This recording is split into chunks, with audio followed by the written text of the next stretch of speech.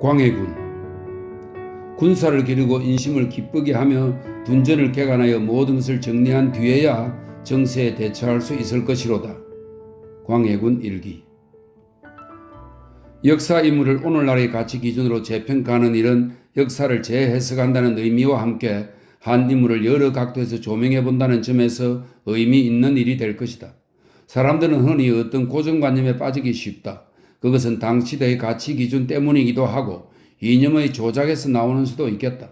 그래야 우리는 어떤 인물이나 어떤 역사 사항을 놓고 그 실상과는 달리 잘못 이해하고 있는 경우가 많다. 이 난에서는 역사 인물에 대한 재평가를 통해 그 실상에 접근해 보려는 것이요. 그 작업을 통해 새로운 역사 경험을 음미해 보려 한다. 그 본보기로 광해군을 제시해 본다. 동양에서는 대개 사람됨을 볼 때 덕을 그 기준으로 한다.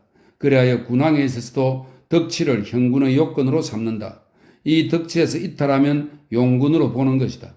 이에 비해 폭군은 덕치에서 이탈할 뿐만 아니라 선왕의 법도를 무시하고 지난날의 규범을 벗어나며 황음과 사륙을 일삼는 군주를 일컫는다. 조선조에서 폭군으로 흔히 연산군과 광해군을 꼽는다. 분명 연산군은 위의 기준으로 보아 폭군의 범주에 들 것이다. 이에 비해 광해군은 그 속 사정이 사뭇 다르다는 데에 문제의 초점이 게재해 있다 하겠다. 임목대비는 광해군을 폐위시키는 죄목으로 첫째로 광해군이 선조를 독살하고 형과 아우를 죽이고 자신을 유폐시켰다는 것이고, 둘째로는 토목공사를 벌여 민생을 도탄에 빠뜨리고 정치를 혼탁하게 하여 종사를 위태롭게 했다는 것이다. 그리고 그 셋째로는 이렇게 말했다. 우리나라가 중국을 섬긴 지 200여년, 의리로는 곧 군신이요 은혜로는 부자와 같도다. 임진왜란 때 나라를 다시 세워준 은혜는 만세토록 잊을 수 없도다. 선왕이 어위하신 지 40년 동안 지성으로 사대하여 평생 등을 서쪽에다 대고 앉으신 적이 없었다. 광해군은 배응망덕하여 천명의 두려움을 잊고 엄용하게 두 마음을 품어 오랑캐에게 정성을 바쳐 김인현 오랑캐를 칠 전역, 이 전역은 1617년에 사흘의 전투를 말한다고 합니다. 전역에 몰려 장수에게 정세를 보아 향배를 정하라고 일렀도다. 그리하여 끝내 온 군사가 오랑캐에게 투항하여 사해에 떠돌게 하였도다. 우리 사만예의의 나라로 하여금 오랑캐와 금수의 지경으로 돌아가게 하였으니 통탄해 본들 어찌 말로 다하겠는가. 바로 이 셋째의 문제가 광해군을 폐위시키는 주된 구실이 되었던 것이다. 이것은 바로 중국에 대해 사대를 하지 않고 청나라에 부하했다는 것을 말하는데, 이것이야말로 광해군을 오늘날 재평가하는 초점이 된 것이다. 다시 말해서 그가 자주 실리 외교를 추구하다가 사대파에 밀려났음을 뜻하기 때문이다. 그러면 광해군은 어떻게 왕위에 올랐던가? 원래 선조에게서는 정비 소생의 아들이 없었고 후궁 출신인 공빈 김씨에게서 난 임해군과 광해군을 두었다. 이렇게 되었으면 장자인 임해군이 마땅히 왕위에 올라야 했지만 그는 무식하고 난폭한 면이 있었다. 그래야 나이가 들어가는 선조는 후계 문제를 놓고 고심하지 않을 수 없었다. 게다가 후계 문제를 두고 후궁에게서 난 많은 선조의 왕자들은 왕위를 각기 넘보고 있었다. 그 중에서도 왕의 총애를 받고 있던 임빈 김씨는 자신의 소생으로 어린 신성군을 세자로 책봉시키려는 공작을 끊임없이 벌이고 있었다. 이런 속에서 영민한 광해군에게 조야의 인심은 쏠리고 있었지만 그는 어머니도 그가 3살적에 죽은 처지에서 처신을 조심하지 않을 수 없었다. 임진왜란이 일어나자 선조는 북쪽으로 쫓겨가는 몸으로 후사를 정하지 않을 수 없었다. 그리하여 평양에서 대신들의 건의를 받아들여 광해군을 세자로 책봉하고 말았다. 이것으로 세자 책봉 문제가 단락을 짓게 되었던 것이다. 광해군은 세자로서 분조를 맡아, 이 분조는 임시로 세자로서 임금의 일을 대행케 한 제도입니다. 분조를 맡아 난중에 동분서주 그 소임을 다했고 그리하여 조야의 명망을 한 몸에 지니게 되었다. 광해군의 왕위 계승권은 요지부동할 것 같았고 그 자신 또한 형군의 자질을 키우고 있었다. 이런 마당에 1606년 선조 36년 중전 임목 왕후에게서 뒤늦게 왕자가 태어났다.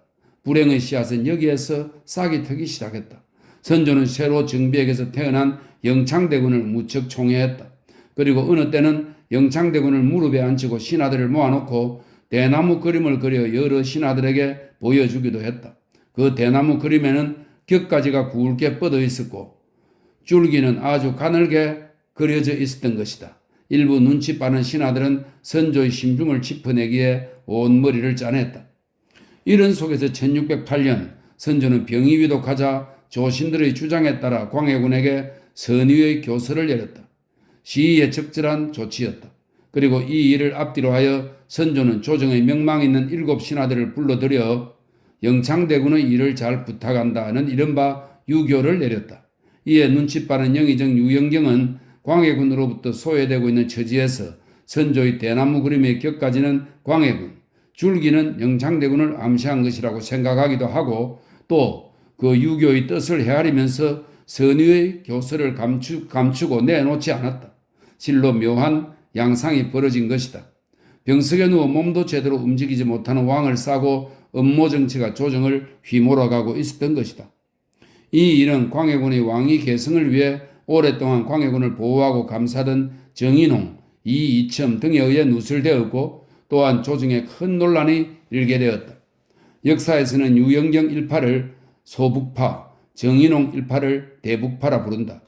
정인홍은 선조에게 이 일을 알리고 앞으로의 분란을 막기 위해 유영경의 처사를 엄히 다스리라고 주장했다. 이에 선조는 이 음모를 막으려 하다가 결말을 완전히 짓지 못하고 죽었다. 그리하여 궁중의 어머니 임목왕후는 대비로서 언문 교지를 내려 광해군을 즉위케 했다. 참으로 누란의 위기였다. 적어도 광해군으로서는 절명의 순간이었다. 이렇게 하여 어렵사리 왕위에 오른 광해군은 선조 초년에 태동한 당인들의 횡포에 진절머리를 쳤다. 자기네들의 정치적 이해에 따라 조정과 나라의 일을 제멋대로 농락하는 이른바 당파들, 광해군은 이들을 왕권에 도전하는 세력이라고 생각한 것이다. 이래하여 유영경이 정계에서 쫓겨난 것은 당연한 일이요. 또 그에게 죽음을 내린 것도 무리한 조치가 아니었다. 한편 광해군을 감싸던 정인홍, 이이첨 등 대북파가 득세한 것도 어느 정도 자연스러운 정치 과정이었다 하겠다. 광해군은 즉위하여 조정의 기풍을 일신하려 했다.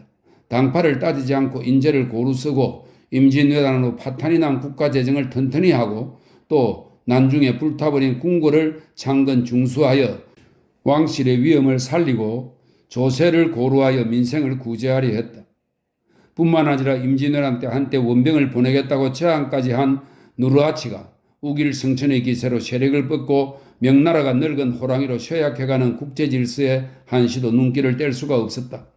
이런 어려운 판국인데도 그의 형 임해군은 광해군의 정사를 낱낱이 비방하고 다녔고 영창대군을 옹립하려는 세력 또한 틈만 나면 광해군을 깎아내리려 했다.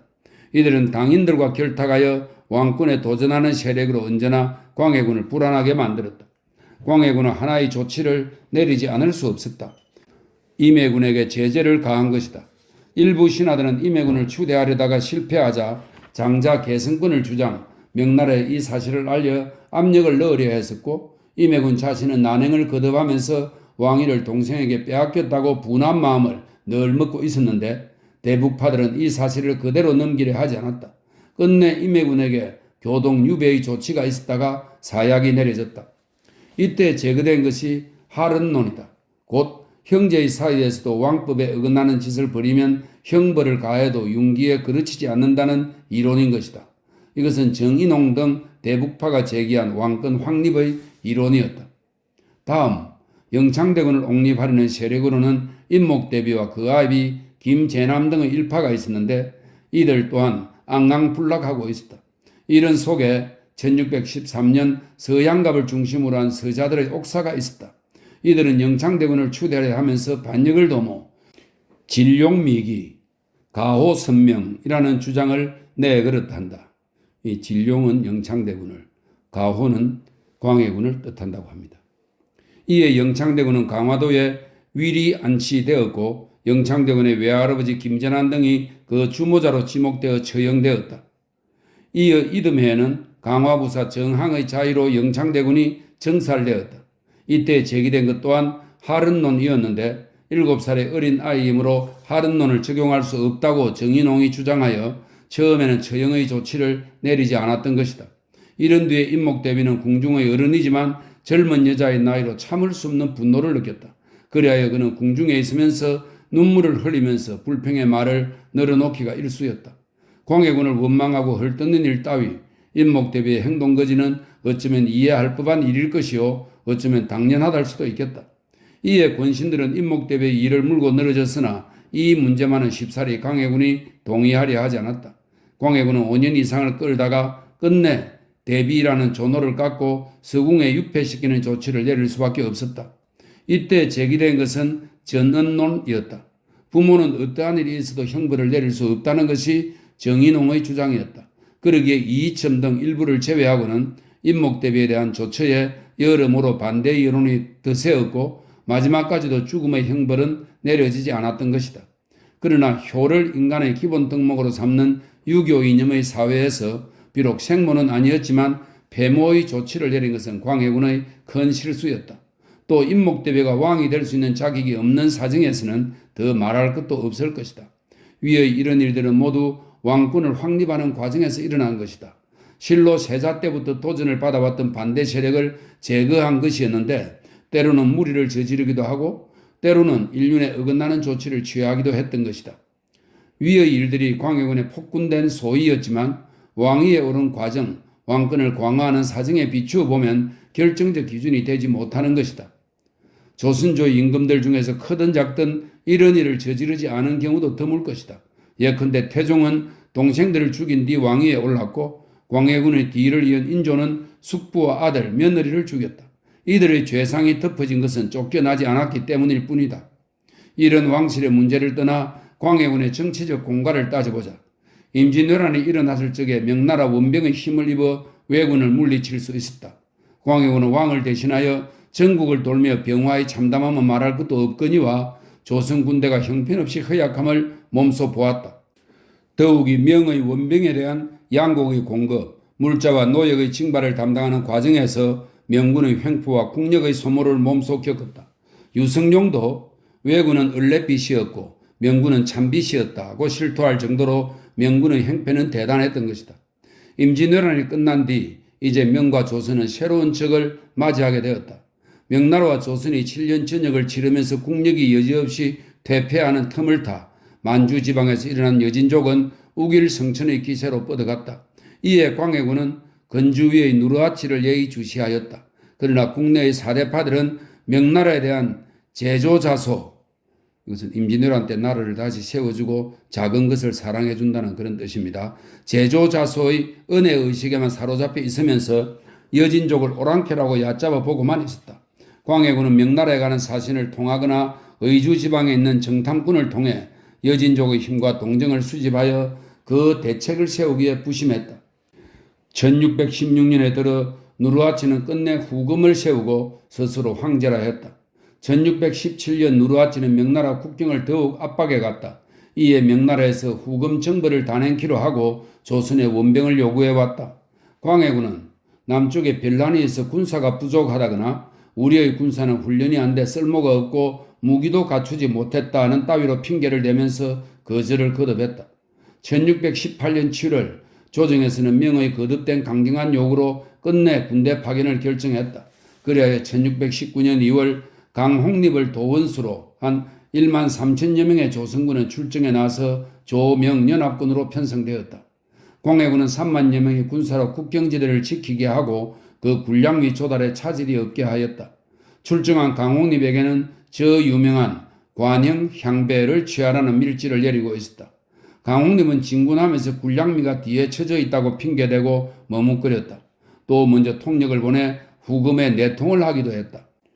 이에 명의 독촉이 빗발치자 강홍립은 앞으로 나가 싸우는 차다가 후금에게 거짓 투항하였고 미리 데리고 간 청나라 말을 잘하는 역관을 통해 우리 군대는 마지못해 출정에 나섰다고 광해군의 뜻을 은밀하게 전했다. 이런 사실이 보고의 책임을 맡은 평안감사 박엽에게 전달되었고 박엽은 장계를 써서 조정에 보고하는 한편 강홍립 등 투항한 장수의 가족을 잡아가두고 조정의 처분을 기다리기로 했다.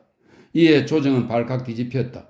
연일 강홍립의 죄를 논하고 4대의 은의를 따지고 후금의 정벌론으로 지세웠던 것이다. 한편 강홍립은 적의 진중에 있으면서 적의 동정과 전후의 사정을 장계를 써서 노끈으로 꼬아 말 안장에 끼워 비밀히 조정에 보내고 있었다. 그런데도 조정의 대신들은 이 사실을 명나라에 알려 사죄해야 한다거나 후금의 국서를 찢어버리고 사자를 죽여야 한다거나 강홍립 등의 가족을 영률로 다스려야 한다고 주장했다. 이에 광해군은 처음으로 심정을 이렇게 실토했다. 경들은 이 오랑캐를 어찌할 것인가? 우리나라의 병력으로 1초라도 막을 만한 형세가 된다고 생각하는가? 지난번 청병요구의 글이 명나라에서 2번이나 왔을 적에 내가 걱정한 바는 곧 원병을 보내고자 한 것이 아니라 우리나라의 인심이 본래 굳건치 못하고 군사가 평소에 교련되어 있지 않아 하루아침에 몰아 들어가더라도 싸움에 도움을 주지 못함을 알리는 것이었다. 경들이 내 뜻을 헤아리지 못하고 한간 내 말을 틀어막아 우리 군사가 투항한 사정을 명나라에 알리려고만 드니 어찌 이런 어그러진 사리가 있는가? 내 말이 잘못되었다고 생각하는가? 내가 이를 절통해 하는도다. 지난번 명에서 청병하여 왔을 적에 경들은 마치 북 한번 울리면 싹 썰어버릴 것 같이 말하였다. 이렇게 생각하고야 병가의 일이 어찌 두렵지 않은가? 내 일을 두려워하여 밤낮으로 근심 걱정한 나머지 마음의 병이 더욱도다 발광할 지경에 이르렀도다. 이런 사정 아래에서 강홍립과 광해군은 깊은 얘기가 있었던 것이다. 또 앞으로 세울 계책을 광해군은 이렇게 말하고 있다. 지금 우리나라의 계책으로 삼을 것은 군신 상하가 모든 일에 힘써 정벌할 준비에 온 생각을 쏟아서 군사를 기르고 장수를 뽑으며 인재를 거두어 쓰고 백성의 걱정을 피워주어 인심을 기쁘게 하며 크게 둔전을 개간하며 병기를 조련하며 성질을 잘 수리하여 모든 것을 정리한 뒤에야 정세에 대처할 수 있을 것이로다. 그렇게 하지 않고 혹 태만히 하면 큰 화가 곧바로 이를 것이니 어찌 두렵지 않겠는가. 이만한 형안을 가지고 현실에 대처했던 것이다. 그러나 광해군은 고군분투했다. 온 조정은 이런 광해군의 정책에 반대를 거듭했고 왕비 유씨까지도 이런 조정의 분위기를 알고 업문 상소를 올려 존명사대를 간곡히 부탁할 정도였다.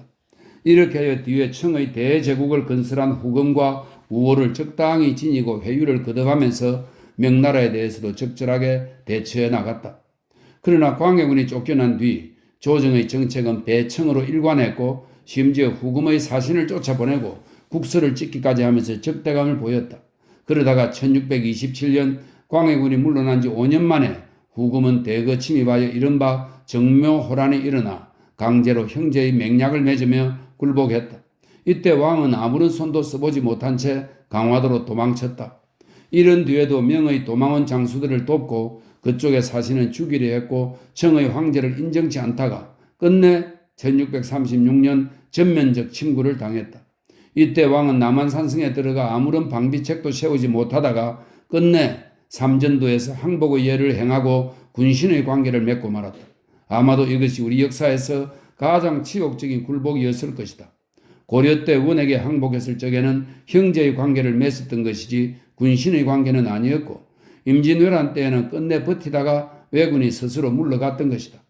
이렇게 나라를 도륙내고도 광해군에게 씌워진 죄는 사대를 저버리고 군을, 명을 뜻합니다. 군을 배반했다는 것이었다. 나라가 짓밟히고 백성을 도탄에 빠뜨리면서까지 존명사대를 지켜야 할 가치가 있었던가? 그리고 아무런 대비책도 세우지 못하면서 명분만을 내세워야 했던가? 한번 곰곰이 되새겨 볼 일이다. 앞에서 본 대로 광해군은 방책을 세우기에 골몰했다. 그 외에 그는 다른 내치에서도 어느 군주 못지않게 혼신의 힘을 기울였다. 임진왜란 후 처음 서울로 황궁하였을 적에 서울의 궁궐은 거의 불타 없어졌다. 그래야 왕실은 월산대군의 사죄를 빌었을 정도였다. 이미 광해군은 토목공사를 벌렸던 것이요. 경복궁을 제외한 많은 궁궐은 대부분 광해군 때에 이루어졌던 것이다. 이런 과정에서 부역이 가중되었던 것은 사실이었다. 그리고 광해군은 천도를 서둘렀다. 서울의 고가가 대부분 불타 없어진 마당에 왕실의 위험은 말이 아니었다. 벌열가 또는 위신을 차릴 수가 없었다.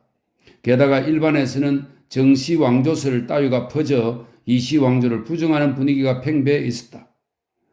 이 설이 더욱 본격화된 것은 숙종 영조 연간으로 보인다. 하는 설명이 있습니다. 이에 광해군은 지사를 동원하여 교화, 지금의 파주 일대입니다. 교화애로의 천도를 결심하고 그곳에 토목공사를 벌였다. 그러나 백성들에게서 거두어들이는 부세가 과중한 데다가 명의 청병 등으로 이 일을 제대로 수행할 수가 없어 기초만 서둘다가 중지하고 말았다. 다음, 광해군이 즉위하자 곧바로 시행한 것이 대동법의 실시였다. 종래 공무를 바칠 적에 중간에서 대납하는 과정에 몰입애들이 끼어들어 실제 납공자에게 부담이 가중되었고 이것이 이권화되었다. 이 폐단을 없애기 위해 쌀로 환산하여 바치게 한 것이 대동법이었다.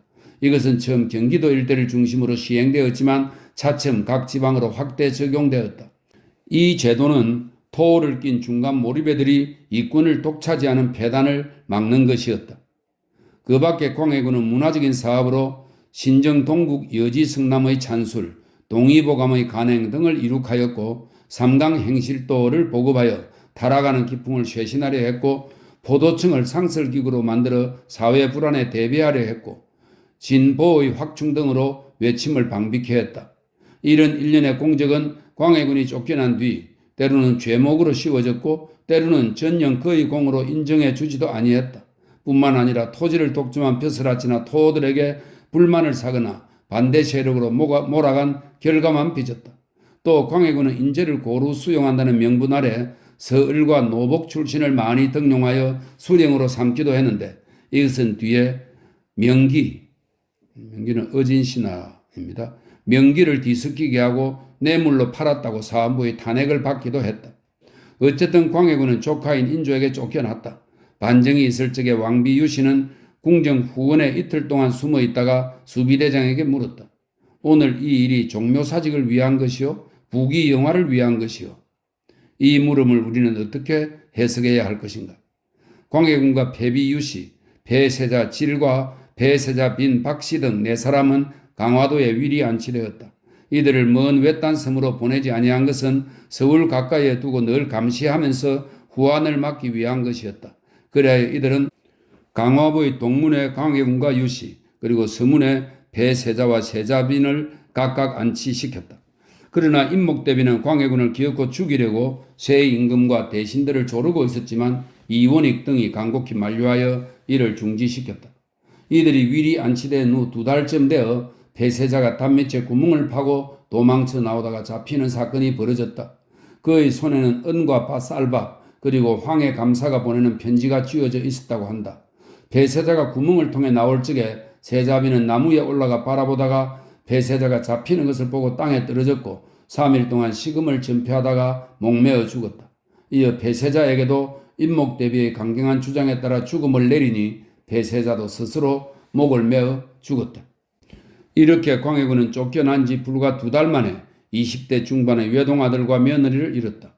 다음해 10월 곧 강화도로 귀양 온 지 1년 반쯤 되어서는 패비 유씨도 심화병으로 죽었다. 이제 광해군 혼자만 남게 되었다. 그의 혈육이라고는 박씨에게 시집간 외동딸만 바깥 세상에 살아남아 있을 뿐이었다. 1624년 인조 2년 이괄의 난이 일어났을 적에 광해군을 추대할까 의심하여 광해군을 배로 태안에 옮겨두었다가 난이 평정되자 다시 강화로 데리고 왔다. 1636년 병자호란이 일어나 청나라에서 광해군의 원수를 갚겠다고 공언하자 조정에서는 또다시 그를 교동에 안치시켰다. 이때 그를 눈의 가시로 본 서인계열의 신경진 등은 경기수사에게 선처하시오라고 하면서 죽이라는 암시를 주었지만 경기수사는 이 말을 따르지 않고 그를 보호했다. 다음에는 광해군을 서울 근방에 놓아두는 것이 더욱 불안했던 탓으로 제주도로 옮겨 놓았다. 휘장을 친 배를 타고 제주도에 내린 광해군은 외딴 섬으로 온 자신을 보고 탄식해 마지 않았다. 그는 그를 데리고 다니는 별장들이 상방을 차지하고 그를 아래채에 잠을 재워도 그저 입을 꾹 다물고 있었고 심부름하는 나인이 영감이라고 부르며 앙탈을 내도 고개를 숙이고 한마디 말도 안 한다. 어제는 그 위험 있던 군주가 오늘에는 길을 못 펴는 촐로로 바뀌었던 것인지 자신을 조용히 돌보며 인생을 관조하는 자세인지는 몰라도 인간적 비극이면은 틀림없는 것이다. 아무튼 광해군은 1641년 제주 땅에서 죽으니 그의 나이 67세, 귀양살이 한 지 햇수로 19년 뒤의 일이었다. 그의 유언은 내가 죽으면 어머니 묻은 발치에 묻어달라 였다 한다. 그리하여 양주의 적성동 곧 그의 어머니 공빈 김씨 무덤 아래 묻히었다. 조정에서 베풀어준 마지막 은총이었다. 그리고 외동딸의 자손으로 봉사케 하였다. 곧 외손 봉사였다. 공빈 김씨의 묘 오른쪽에 임해군이 묻혀 있고 그 아래에 광해군이 묻혀 있지만 임해군의 양손들은 공빈 김씨와 임해군에게만 시제를 올리고 광해군의 묘에는 발길도 안 들인다. 당시나 뒷세상에서 이런저런 사정이 있었던 탓이리라. 이런 여담을 굳이 늘어놓는 것은 그의 비극적 생애를 부각시키려는 뜻이 담겨 있다. 이 글에서 광해군을 굳이 변명하려는 뜻이 있는 것은 아니다. 그는 인간적인 여러 약점도 많이 지니고 있었던 것으로 보인다. 어릴 적에 어머니를 잃고 세자 책봉에 있었으나 왕위에 오른 뒤에도 늘 그에게 붙어 다니는 검은 그림자들이 있었던 것이다. 이것은 선조의 변덕에서 나온 것이기도 하고 또 많은 왕자들 틈에 끼어 왕위가 늘 불안했던 것이다. 여기에서 정서 불안 같은 결함이 생겼을 것이다. 그리하여 음모와 술수가 판을 치는 궁중을 부드럽게 다스리지 못한 점은 간과할 수 없을 것이다. 그러나 그는 개혁과 혁신을 위해 큰 노력을 기울였다. 그에게 치도의 이론을 제공한 인물은 정인홍이었다. 정인홍은 옹병자위설로 임진왜란 때 명나라 군사를 물러가게 하고 우리 군사로 우리의 강토를 지켜야 한다고 주장했다.